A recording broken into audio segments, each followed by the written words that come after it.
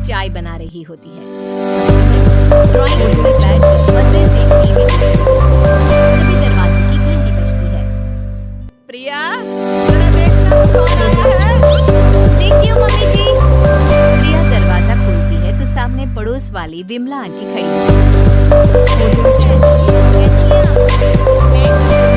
बेटा, पर तेरी सास को क्या हुआ है? आज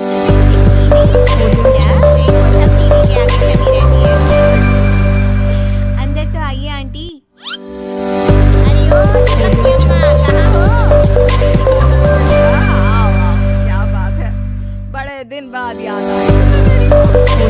मैं तो हमेशा ही तुम्हें याद करती हूँ, पर तुम ही गायब रहती हो और आजकल तो बाहर भी नहीं आती जाती।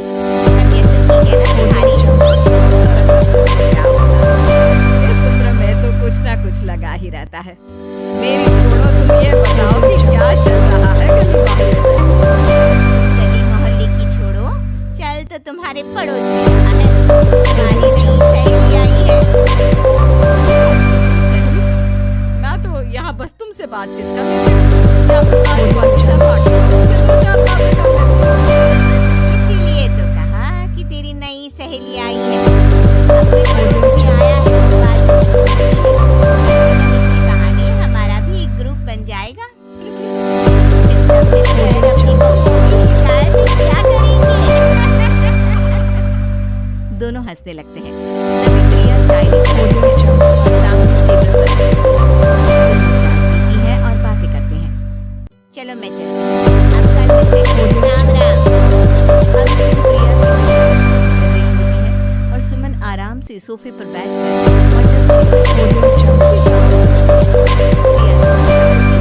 तो सामने उनकी नई पड़ोसन खड़ी होती है।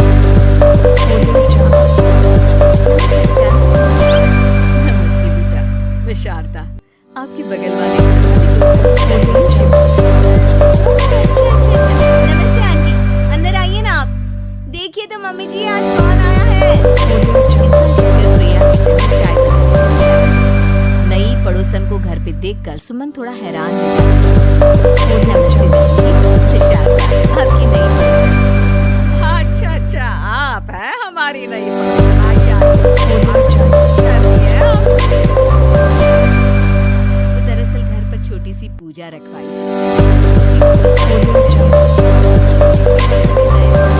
मुलाकात हो जाएगी। ये तो बहुत अच्छा सोचा आपने। अरे ओ बहू, जरा चाय पानी का तो आके पूछ लो।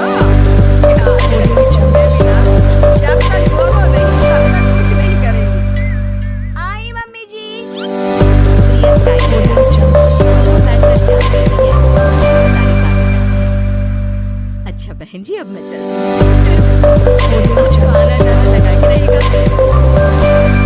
शारदा के जाने के बाद प्रिया किचन से बाहर आती है। क्या बात है मम्मी जी, आप पहली बार मिल रही हो। आप दोनों तो बिल्कुल बिछड़ी हुई सहेली की तरह बात कर रही थी।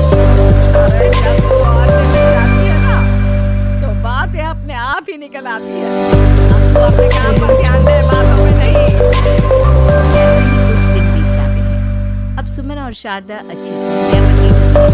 दोनों एक साथ मंदिर जाती हैं, मार्केट जाती हैं और कभी-कभी तो विमला भी इनके साथ मिलकर खूब हंसी ठिठोली करती है। एक शाम की वो बैठकर सुमन के घर पर चाय पी रही होती है कि तभी बहुत तेज बारिश शुरू हो जाती है। सुमन जोर से प्रिया को आवाज उठाती है। प्रिया, ओ प्रिया, देख कितनी तेज बारिश हो रही है। जाके चल सारे कपड़े ले आ, नहीं तो सब भीग जाएंगे। सुमन 2 बार आवाज लगाती है लेकिन प्रिया का कोई जवाब नहीं आता। शायद प्रिया कुछ काम कर रही है, इसीलिए कुछ जवाब नहीं दे रही। अरे काहे का काम, आराम फरमा रही हूँ, बाहर आ। प्रिया बीमार हालत में अपने कमरे से बाहर निकलती है। हाँ मम्मी जी, अब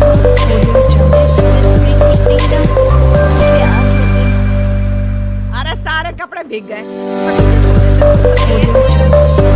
सबके सामने सुमन की ऐसी बातें सुनकर प्रिया उदास हो जाती है और छत से कपड़े उतारने चली जाती है।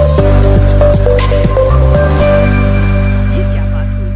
प्रिया ने बताया ना कि उसकी तबीयत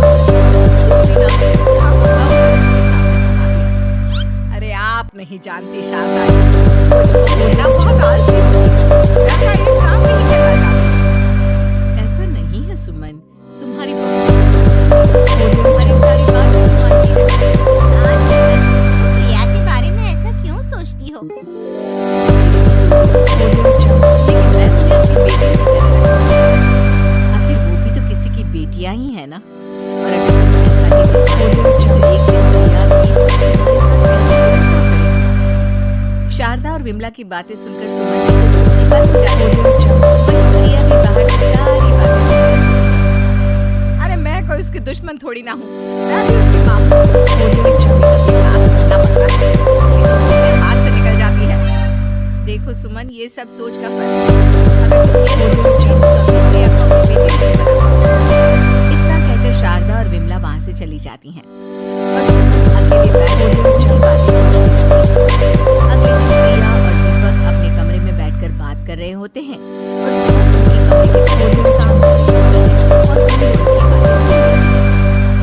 दीपक, तुम्हें पता है हमारे पड़ोस में जो शारदा आंटी है बहुत अच्छी है। अच्छा, ऐसा क्या हो गया जो तुम्हें वो इतनी अच्छी लगने लग गई? कुछ खास नहीं। दरअसल जब मम्मी जी शारदा आंटी ने मेरा साथ दिया। मैं तो सच में हैरान रह गई जब उन्होंने मम्मी जी को ऐसा बर्ताव करने के लिए मना किया। अच्छा, फिर क्या हुआ? होना क्या था, शारदा आंटी उन्होंने जब रखना चाहिए, लेकिन मम्मी जी तो मम्मी जी है ना, उन्हें तो हमेशा कमी ही मुझे भी शारदा आंटी जैसी सास मिली होती जो मुझे भी अपनी बेटी जैसी समझती। सुमन ये सब सोचकर चली जाती है। प्रिया की बातें सुमन के कान में बार-बार उसे बहुत शर्मिंदगी महसूस हो रही थी कि उसने प्रिया के साथ बहुत गलत किया है। अगले दिन सुमन शारदा और विमला को बुलाती है। क्या बात है सुमन, आज तुम्हें ऐसे अचानक क्यों बुलाया? सब ठीक तो है ना? हाँ, सब ठीक है। तुम दोनों बैठो तो सही। और उसके पापा भी आ जाते हैं।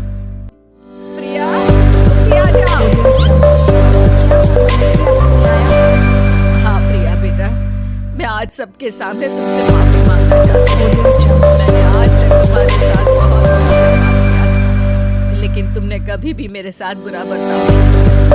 मुझे अपनी गलती का एहसास हो गया है। माफ कर देना। प्रिया अपनी सास की बातें सुनकर हैरान हो जाती है। उसकी आंखों में आंसू आ जाते हैं। प्लीज मम्मी जी, आप मुझसे माफी मत मांगिए, मैं भी आपकी बेटी ही हूँ। वैसे एक व्यक्ति को मेरी नई सहेली को भी पता है, जिसकी वजह से मुझे मेरी गलती का एहसास हुआ। शारदा बहन, आपका बहुत बहुत शुक्रिया जो आपने मेरी आंखें खोल दी। अरे क्या सुमन, तुम भी ना।